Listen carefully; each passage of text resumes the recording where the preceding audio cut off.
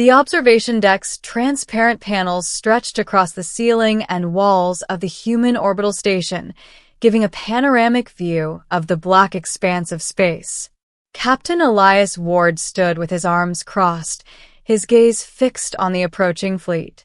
The aliens, slender, multi-limbed, and dripping with bioluminescent fluid, had been captured during a daring raid on the outer colonies. Intelligence reports suggested they were members of the notorious Xerath hive, a species infamous across multiple systems for enslaving entire worlds. "They know we have them," Lieutenant Mara Singh said, her voice steady but carrying an edge of tension. "Our sensors picked up transmissions from their main command vessel. They're coming to interrogate, or worse." Ward didn't respond immediately. He'd been through dozens of confrontations with extraterrestrial forces, but the thought of hosting alien prisoners whose reputation was synonymous with terror made him uneasy. These Xerath didn't fear humans, they feared pain. And humans had a reputation of their own, one they intended to uphold: the arrival of the prisoners. The transport pods hummed as they docked, releasing a soft hiss that reverberated through the station's corridors. The first pod opened, revealing 4 of the aliens. Their 6 limbs clutched each other instinctively, eyes glowing a vivid violet that betrayed both intelligence and terror. Their carapaces shimmered in the artificial lighting of the holding chamber. Ward stepped forward, flanked by a team of human security officers. "Do not underestimate them," he warned. "Their biology is resilient. Their minds, even more so." The aliens were led into cells designed specifically to contain their unique anatomy. The walls pulsed with energy barriers that adjusted to the prisoners' size and strength. The humans weren't just keeping them alive, they were keeping them contained. Outside the cells, Ward convened a meeting with his senior officers. "These prisoners expect torture," he said bluntly. "They've been through wars where captives were executed publicly. They're anticipating pain, suffering, humiliation. But we're not here to punish them in that way." Lieutenant Singh raised an eyebrow. "Then what, Captain? Interrogate them the normal way?" Ward shook his head. "No. Something more radical. We need to show them a side of humanity they can't imagine. One they won't expect. The alien perspective." Inside their cell, the aliens were murmuring to one another in a language that sounded like a mix of clicks and hums. Xerath prisoners rarely communicated freely among humans. Most attempts at translation ended with failure. However, their body language was unmistakable. They were frightened. One of them, a female named Kryll, shivered and pressed her limbs against the wall. Her thoughts were chaotic, images of burning ships and screaming prisoners filling her mind. "Humans," she hissed to her companions. "They will not spare us. We are marked for pain." Her companion, a male named Zell, shook his head. "Perhaps, but I sense hesitation. They do not strike immediately. We must wait for the first blow. They will not disappoint." The prisoners had prepared themselves mentally for the most excruciating torment imaginable. Every nerve, every sense, was braced for agony. The first test. Ward had spent weeks preparing for this. He had ensured the prisoners were treated humanely, given sustenance, medical care, and even accommodations tailored to their species. But he also set the stage for the psychological experiment that would follow. The first day, he invited the aliens into a neutral chamber, devoid of weapons or restraints. The humans present were unarmed and offered no overt threat. Instead, they carried trays of food, water, and clean environments. Ward watched intently as Kryll and Zell tentatively approached the humans. The aliens recoiled at first, sensing something was unusual. "Where is the pain?" Kryll whispered, almost incredulously. This is not a trap?" Ward's calm voice filled the chamber. "No traps. No torture. You are alive, fed, and safe. Nothing more. Zell's limbs twitched nervously. It cannot be. Humans always inflict suffering. That is what we know. Singh leaned closer to Ward and whispered, "They're confused. Completely off balance." Ward nodded. "Exactly. Confusion is the first step. Fear is expectation. Compassion, that's the unthinkable." Breaking the mold. For days, the humans continued this pattern. Each day brought new experiences designed to dismantle the aliens' expectations. Shared meals, humans and aliens ate side by side.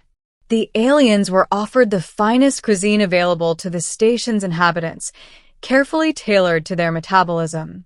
Kryll and Zell hesitated, suspicious of hidden poisons, but the humans smiled patiently. Medical attention. When Kryll showed signs of stress-induced illness, human doctors treated her immediately. No invasive procedures, no questioning. Just care. Conversations. Using translation devices, the humans engaged the prisoners in dialogue, asking about their culture, history, and fears. For the first time, the aliens realized humans wanted to know them, not merely exploit them. Art and music. Ward arranged for holographic performances depicting human art and music. The aliens, accustomed to visual-only communication, were mesmerized by the layers of sound and emotion. Each act of kindness became a hammer striking the walls of their preconceived notions. The aliens' expectations of suffering crumbled in increments too small to notice, but cumulative enough to destabilize them entirely. Unexpected alliances.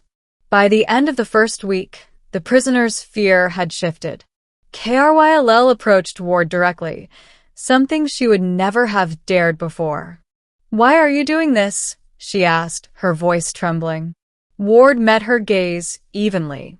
"Because humans are capable of more than violence. You've only known our capacity for war. We're showing you our capacity for choice." Zell, who had remained stoically silent, finally spoke. "Choice is powerful. You are unlike any human we have encountered in battle." The shift in the aliens' mentality was profound. Where they expected pain, they now experienced understanding. Where they expected manipulation, they now found honesty. And this revelation carried consequences beyond the human station. Zereth forces, monitoring their captives, were stunned when reports returned that humans were not executing or torturing their prisoners. To them, this was incomprehensible, a weakness, a flaw in strategy. But it was precisely the human strength, the test of trust. Ward knew he needed to take the experiment further. He arranged a controlled simulation. The prisoners were released into a larger section of the station with the pretense that security systems were offline. Immediately, Kryll and Zell attempted to escape. But instead of attacking them, the humans followed passively, offering guidance and reassurance. No barriers, no weapons, no force. Hours passed. The aliens realized that no trap awaited them. The humans could have captured or harmed them at any moment, but they did not. Their trust grew, fragile but real. Kryll turned to Ward at the end of the exercise. "Your restraint. It is unnatural. Impossible. Why?"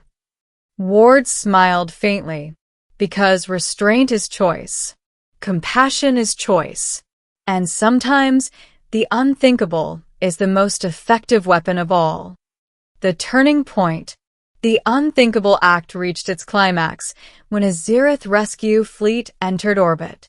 Sensors detected hundreds of ships moving to extract the prisoners by force.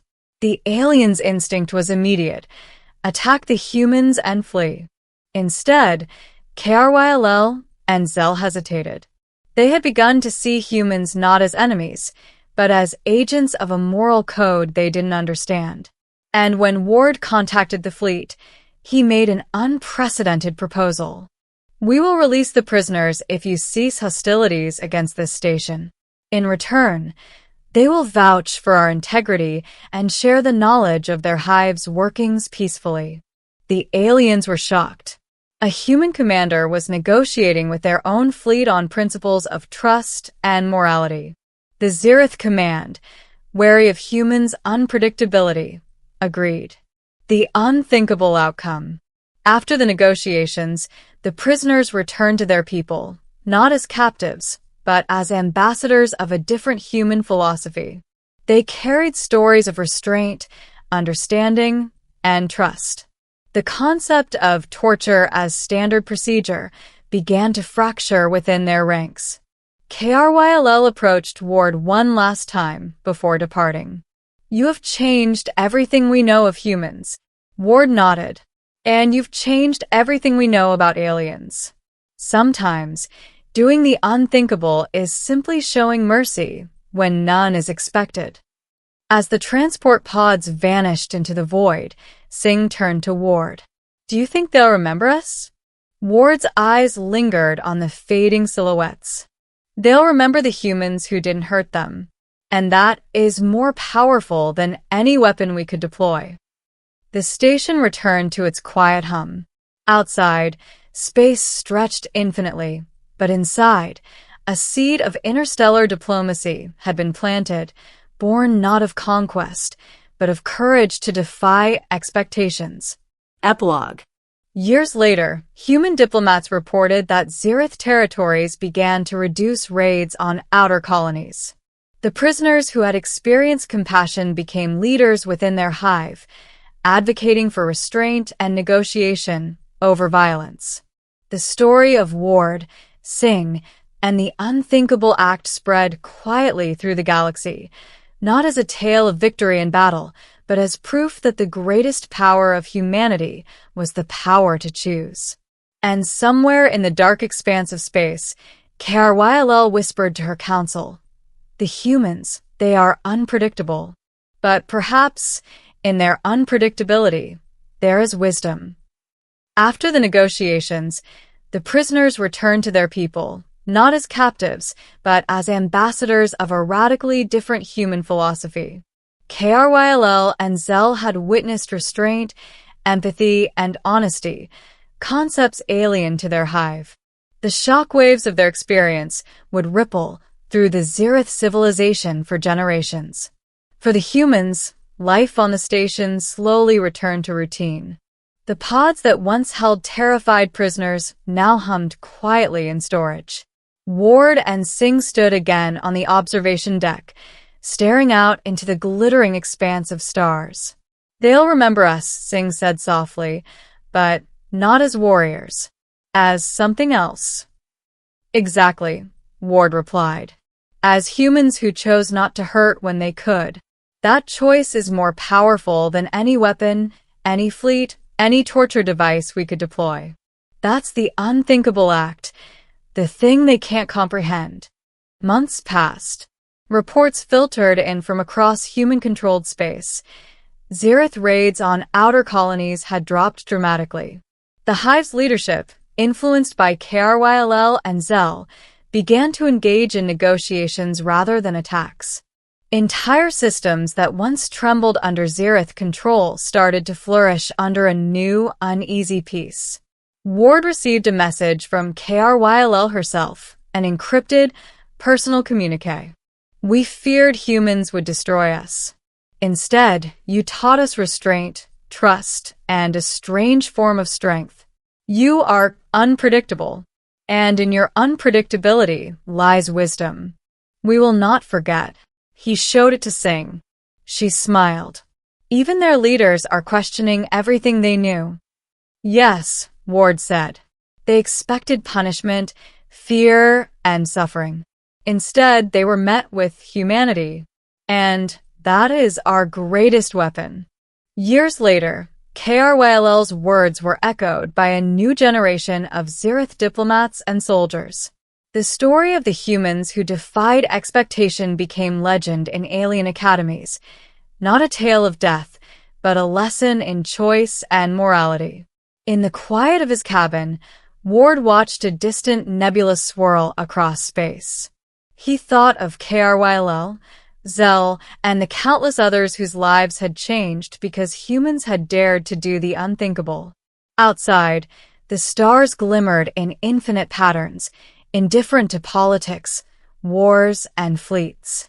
But humanity had planted a seed that could grow across galaxies, a seed of compassion, courage, and the audacity to act differently when everyone expects brutality. And somewhere in the shadowed corridors of the Zereth Hive, KRYLL whispered to her council, "The humans, they are unpredictable. But in their unpredictability, there is wisdom. And we must remember it always." The galaxy, vast and silent, had witnessed a new kind of victory, one not written in explosions or blood, but in understanding, choice, and the unthinkable power of mercy.